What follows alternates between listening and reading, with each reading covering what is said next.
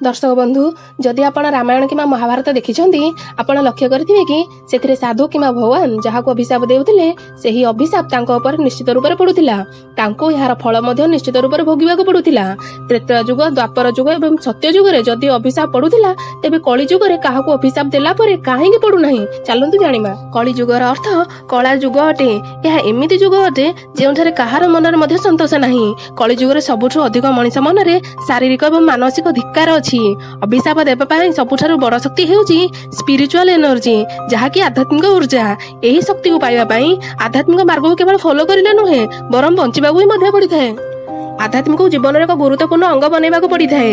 एही परि बंचिबा द्वारा एही ऊर्जा मनुष्य ठारे एकत्रित होई जाए। जे ऊर्जार व्यवहार करी मनुष्य निज पाटिरु बाहारुवा समस्त शब्द को सत्य करि परिबो। एहार सबुठारु बड़ उदाहरण हैला कौरवंग माता गांधारी अटंदी।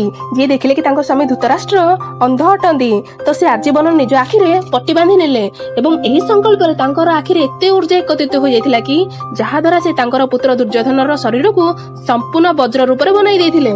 एही संकल्पर शक्ति रे गांधारी श्रीकृष्ण तांकर संपूर्ण वंश लोप पाई जिवार अभिशाप देइथिले। एथिबाई महाभारत सरिबार किछि वर्ष परे यदुवंश निज निज भितर युद्ध लागि ध्वंस पाई गले। जेपरि महाभारत रे कुरुवंश नाश होइथिला।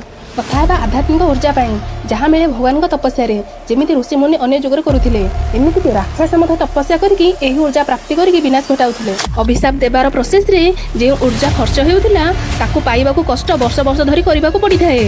उदाहरण आज धन संपत्ति थिबा मनिष धनी एवं पावरफुल होइथाए। पैसा द्वारा तार समस्त खुशी आ इच्छा को पूरण करिथाए। बाकी जुग मानकरे धन संपत्ति ठारू अधिक गुरुत्व आध्यात्मिक ऊर्जा को दिया जाउथिला। अभिशाप देबा पई एही शक्तिशाली ऊर्जार व्यवहार करा जाउथिला। सेथिपाई तो बड़ बड़ राजा माने भी मुनि ऋषि मानकर अभिशाप रु बंची पारु नथिले। केते थर तो स्वयं भगवान को भी अभिशाप र फल भोगिबाकू पडुथिला। दर्शक बंधु एही सब कथारु आपन को अनुमान तो हे जाइथिबो कली जुगर अभिशाप काहेकि पड़ेनी। एही जुगर लोक माने ना तो सत्यनिष्ठार पालन करंती ना तो निज इंद्रिय मानक ऊपर नियंत्रण रखि पारंती ना तो तपस्या करि पारंती।